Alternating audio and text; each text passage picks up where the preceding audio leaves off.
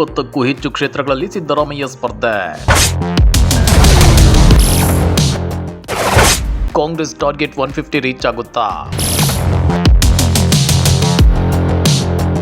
2023ರ ವಿಧಾನಸಭಾ ಚುನಾವಣೆಗೆ ಸಿದ್ದರಾಮಯ್ಯ ಎಲ್ಲಿಂದ ಸ್ಪರ್ಧೆ ಮಾಡ್ತಾರೆ? ಈ ಪ್ರಶ್ನೆ ಈಗ $1 ಮಿಲಿಯನ್ ಪ್ರಶ್ನೆಯಾಗಿ ಮಾರ್ಪಟ್ಟಿದೆ. ಸಿದ್ದರಾಮಯ್ಯ ಸ್ಪರ್ಧೆ ಬಗ್ಗೆ ಸಿದ್ದರಾಮಯ್ಯನವರ ಅಭಿಮಾನಿಗಳು ಮತ್ತು ಕಾಂಗ್ರೆಸ್ ನಾಯಕರಷ್ಟೇ ಅಲ್ಲ, ಬಿಜೆಪಿ ಮತ್ತು ಜೆಡಿಎಸ್ನ ಘಟಾನುಘಟಿ ನಾಯಕರು ಕೂಡ ತಲೆ ಕೆಡಿಸಿಕೊಳ್ತಿದ್ದಾರೆ.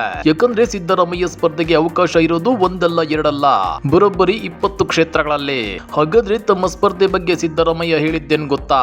ಅದನ್ನ ತೋರಿಸ್ತೀವಿ. ಆದ್ರೆ ಅದಕ್ಕಿಂತ ಮೊದಲು ಹಲೋ ಕನ್ನಡ ಯೂಟ್ಯೂಬ್ ಚಾನಲ್ ಅನ್ನು ಸಬ್ಸ್ಕ್ರೈಬ್ ಮಾಡ್ಕೊಳ್ಳಿ. ಹಾಗೇನೇ ಪಕ್ಕದಲ್ಲಿರೋ ಬೆಲ್ ಬಟನ್ ಅನ್ನು ಪ್ರೆಸ್ ಮಾಡಿ.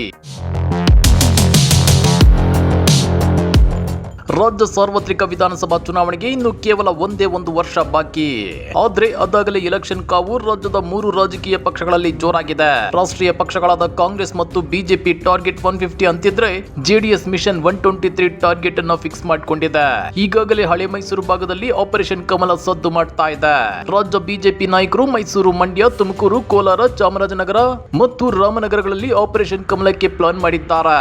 ಹಳೆ ಮೈಸೂರು ಭಾಗದ 89 ಕ್ಷೇತ್ರಗಳ ಪೈಕಿ 10 ಕ್ಷೇತ್ರಗಳಲ್ಲಿ ಮಾತ್ರವೇ ಬಿಜೆಪಿ ಪ್ರಾಬಲ್ಯ ಹೊಂದಿದ್ದು, ಉಳಿದ 43 ಕ್ಷೇತ್ರಗಳಲ್ಲಿ ಪಕ್ಷವನ್ನ ಗಟ್ಟಿ ಮಾಡಿಕೊಳ್ಳೋಕೆ ಮುಂದಾಗಿದೆ. ಅದಕ್ಕಾಗಿ ಪ್ರತಿಪಕ್ಷದ ನಾಯಕರಿಗೆ ಆಮಿಷ ಒಡ್ಡಲಾಗುತ್ತಿದೆ ಅನ್ನೋ ಮಾಹಿತಿಗಳು ಹೊರಬೀಳುತ್ತಿವೆ.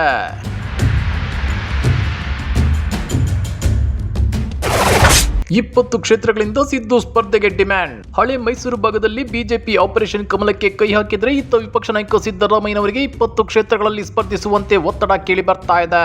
ಆದ್ರೆ ಸಿದ್ದರಾಮಯ್ಯ ಎಲ್ಲಿಂದ ಸ್ಪರ್ಧೆ ಮಾಡ್ತಾರೆ ಅನ್ನೋ ಗುಟ್ಟನ್ನು ಮಾತ್ರ ಇದುವರೆಗೂ ಬಿಟ್ಟುಕೊಟ್ಟಿಲ್ಲ. ನಿಮ್ಗೆ ಗೊತ್ತಿರಲಿ, ಕಳೆದ ಬಾರಿ ಪ್ರತಿಷ್ಠೆಯ ಕಣವಾಗಿದ್ದ ಚಾಮುಂಡೇಶ್ವರಿ ಕ್ಷೇತ್ರ ಹಾಗೂ ಬಾದಾಮಿ ಕ್ಷೇತ್ರದಲ್ಲಿ ಸ್ಪರ್ಧಿಸಿದ್ದ ಸಿದ್ದರಾಮಯ್ಯ ಚಾಮುಂಡೇಶ್ವರಿ ಕ್ಷೇತ್ರದಲ್ಲಿ ಪ್ರತಿಸ್ಪರ್ಧಿಯಾಗಿದ್ದ ಹಾಲಿ ಶಾಸಕ ಜಿಟಿ ದೇವೇಗೌಡರ ಎದುರು 36,000 ಮತಗಳ ಅಂತರದಿಂದ ಸೋತು ಮುಖಭಂಗವನ್ನ ಅನುಭವಿಸಿದ್ರು.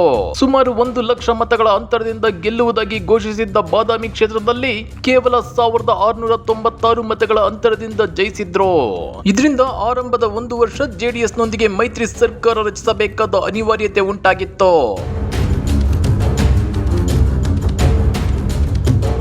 ಇದೀಗ ಮತ್ತೆ ರಾಜ್ಯದಲ್ಲಿ ತನ್ನ ಪ್ರಾಬಲ್ಯ ಸ್ಥಾಪಿಸಲು ಕಾಂಗ್ರೆಸ್ ಮುಂದಾಗಿದೆ.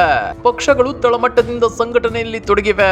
ಈ ಬೆನ್ನಲ್ಲೇ ತಮಗೆ 20ಕ್ಕೂ ಹೆಚ್ಚು ಕ್ಷೇತ್ರಗಳಲ್ಲಿ ಸ್ಪರ್ಧಿಸಲು ಬೇಡಿಕೆ ಇರೋದಾಗಿ ಖುದ್ದು ಸಿದ್ದರಾಮಯ್ಯನವರೇ ಹೇಳಿಕೊಂಡಿದ್ದಾರೆ. ಪಶ್ಚಿಮ ಬಂಗಾಳದ ಮೇಲೂ ಬಿಜೆಪಿ ಇದೇ ರೀತಿ ನಿರೀಕ್ಷೆ ಇಟ್ಟುಕೊಂಡಿತ್ತು. ಆದ್ರೆ ಅಲ್ಲೇನಾಯ್ತು? ಇಲ್ಲೂ ಅದೇ ರೀತಿ ಹಿನ್ನಡೆಯಾಗಲಿದೆ ಎಂದು ಸಿದ್ದರಾಮಯ್ಯ ಕುಟುಕಿದ್ದಾರೆ. ಮಂಗಳವಾರ ಮೈಸೂರಿನಲ್ಲಿ ಮಾತನಾಡಿದ ಸಿದ್ದರಾಮಯ್ಯ, ನನಗೆ ಕ್ಷೇತ್ರ ಇಲ್ಲ ಅಂತಲ್ಲ, ಬಾದಾಮಿ ಇಲ್ವಾ, ಅಲ್ಲಿಂದಲೇ ಮತ್ತೆ ಸ್ಪರ್ಧಿಸಿದ್ರು ಸ್ಪರ್ಧಿಸಬಹುದು. ಸುಮಾರು 20 ಕ್ಷೇತ್ರಗಳಲ್ಲಿ ಜನ ಕರೆಯುತ್ತಿದ್ದಾರೆ.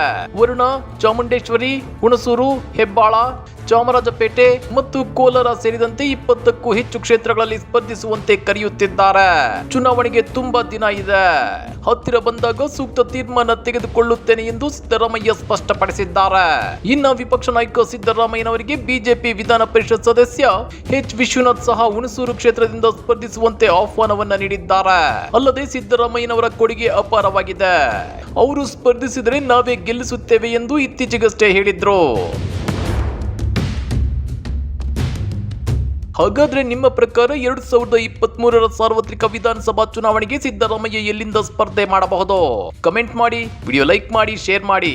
ಇಂಥ ಮತ್ತಷ್ಟು ರೋಚಕ ರಾಜಕೀಯ ಸುದ್ದಿಗಳನ್ನ ಮಿಸ್ ಮಾಡದೆ ನೋಡ್ಬೇಕು ಅಂದ್ರೆ ಹೆಲೋ ಕನ್ನಡ ಯೂಟ್ಯೂಬ್ ಚಾನೆಲ್ ನ ಸಬ್ಸ್ಕ್ರೈಬ್ ಮಾಡ್ಕೊಳ್ಳಿ.